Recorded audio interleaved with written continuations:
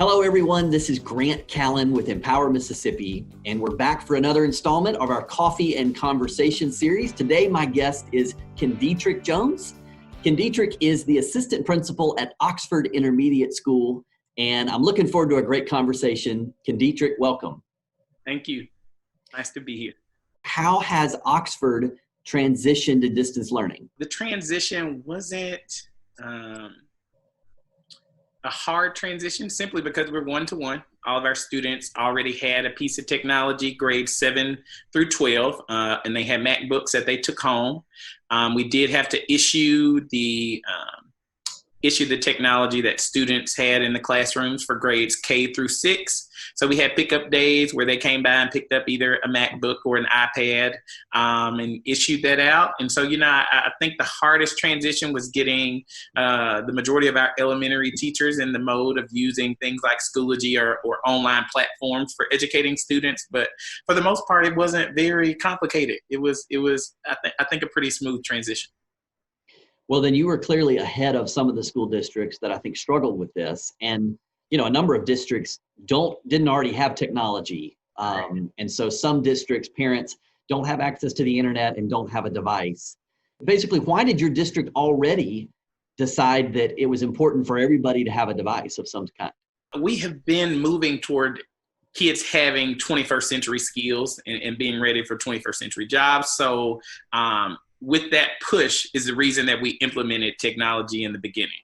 And so we have been using technology now for about, maybe 5 years or so. Students have had MacBooks that they took home. And we've always had some in the classroom where they kind of used a classroom set or piloted a classroom set to kind of see how it would go. So we've always had it just for that reason, to give them some 21st century skills. So the legislature has been working on a plan to make sure that everybody that needs a device can have one. Mm-hmm. But some of the objections that I've heard from lawmakers is, well, how do we know that these devices will be used for their intended purpose, that they won't be broken, that they won't end up in a pawn shop? How have y'all navigated that? And is that something y'all were even concerned about? I think we kind of crossed that hurdle in the beginning when we initially issued these computers a few years ago. We honestly haven't had many issues where they have come up, in a pawn shop or anything like that. So I think the biggest thing was just, the education and really telling the kids, we trust you with this computer. Yeah. So go do what you need to do. And for the most part, it's been good. Well, how has the transition been on your teachers? Since the accountability measures were dropped, we didn't have end of year testing like we normally do. I've heard different reviews from teachers. Some teachers have said it's been a lot easier because they didn't have the pressure and some of the red tape that they normally would have had. And then other teachers have said, well, it's just hard to teach in a distance learning environment because you can't stand in front of your students. So how has it gone for your teachers? Our 7 through 12, they have always had these online learning management platforms and used them. But I think the struggle for the most part was our kindergarten through 6th grade, just because it wasn't something that they were used to using already. So, on top of, the COVID-19 pressure, everybody being, just kind of knocked off their rocker by that. I think they also had to pile on, now I have to learn how to use Schoology, and I have to learn how to use all of these other platforms that, 7 through 12 teachers have been using all the time. And, then struggling with, are my kids technology proficient? Even though we have them in the classroom, it wasn't something that they were on all day long. So will they really be able to get to the things that I'm providing? Will they know what to do once they get on the website? That kind of thing. So I think it was a little probably more stressful and harder for our elementary teachers than it was for secondary. Do you think this is a blip on the radar that we're going to recover and eventually things are going to go back to normal? Or do you think there is some lasting, maybe positive trends that are going to emerge out of this pandemic that will actually be good for teachers and in the classroom? I think there will definitely be some lasting positive trends. It's just helped us realize some of the things that we did every day weren't necessary. I mean, we were able to get, and not the exact same results, but some pretty good results doing what we did. So I think, it'll help us kind of reevaluate what's really important. Are some of the things that we're asking, of students, or things that us as administrators are asking of teachers, are they really important when we were able to still get, kids to learn, and kids to do well? Online learning or distance learning for, elementary kids might be something that we start to move toward more in the future, and not even if we just cancel out traditional school altogether, but really be able to give parents an option, like, this is an option. If your kid is gone now for 2 weeks, we have something else that we can do to help them stay on track, versus you come back and now you got 2 weeks worth of pencil paper work you need to come in and sit down and do. I think it'll, those kinds of things will be, a lasting positive trend for education. So there's been a lot of conversation about the accountability model and how we waived it this year.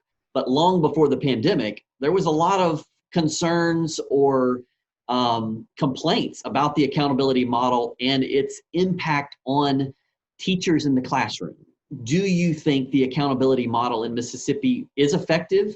Does it work? Does it help make sure kids get an excellent education? I think it's effective for those who know how to play the game.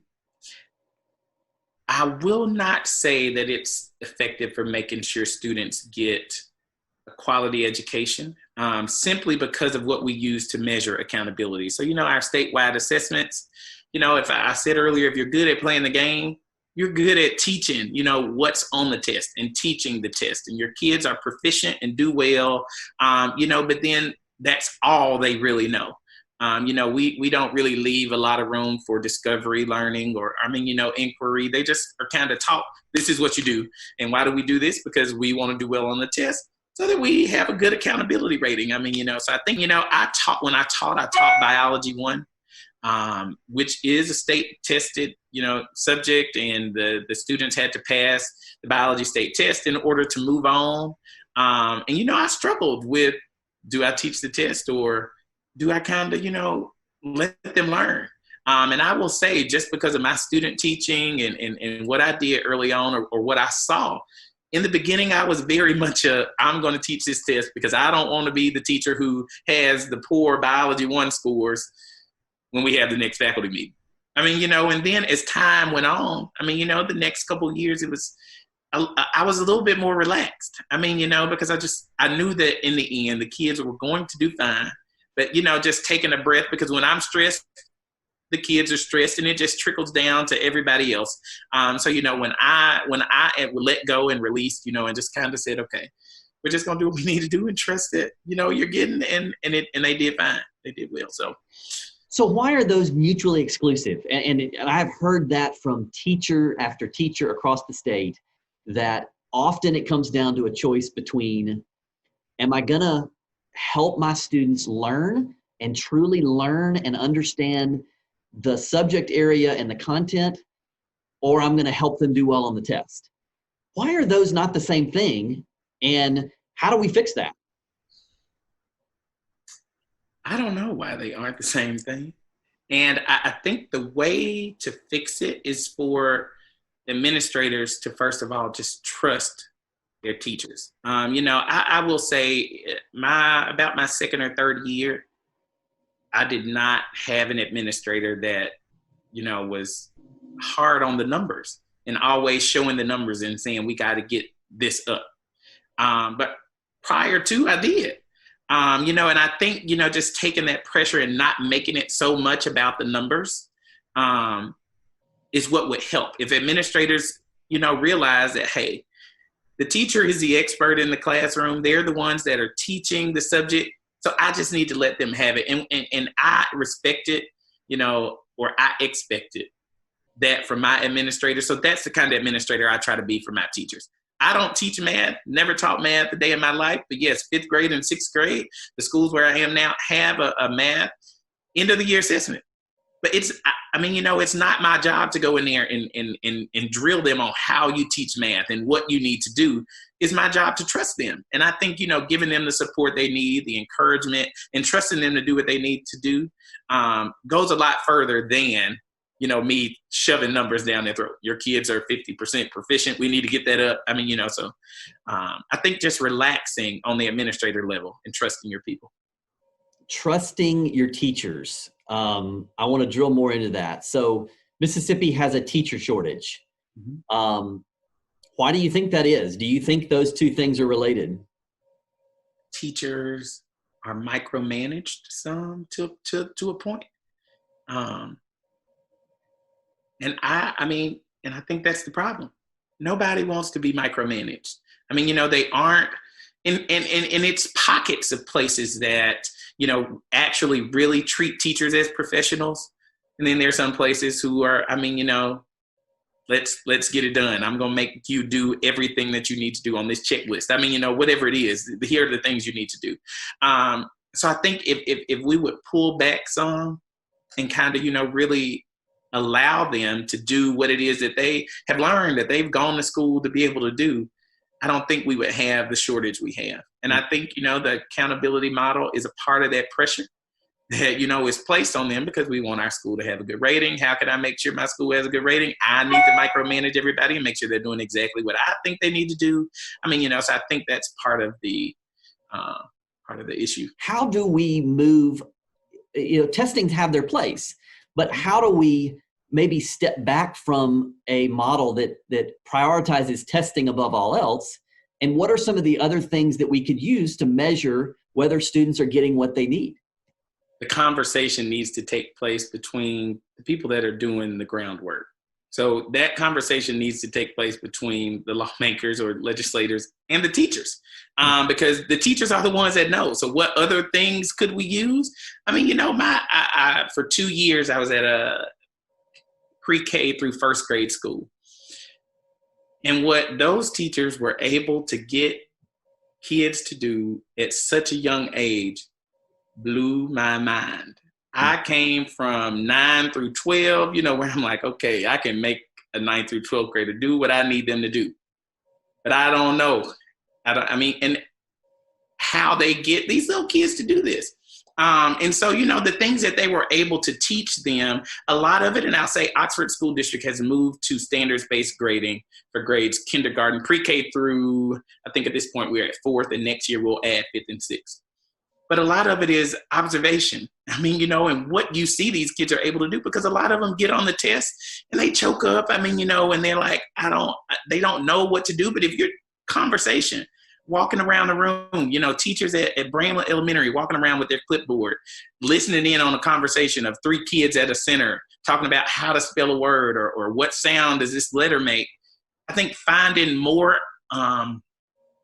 unobtrusive ways to assess kids would definitely be the way to do it. And what that looks like, I don't really know. But I can tell you from just experience of seeing it at Bramlett Elementary. I think the conversation needs to happen between the teachers. I didn't teach standards-based grading. I was, the regular 80, 90. It's just what you got. But these teachers that are able to walk around and really assess kids, just as they listen, is awesome.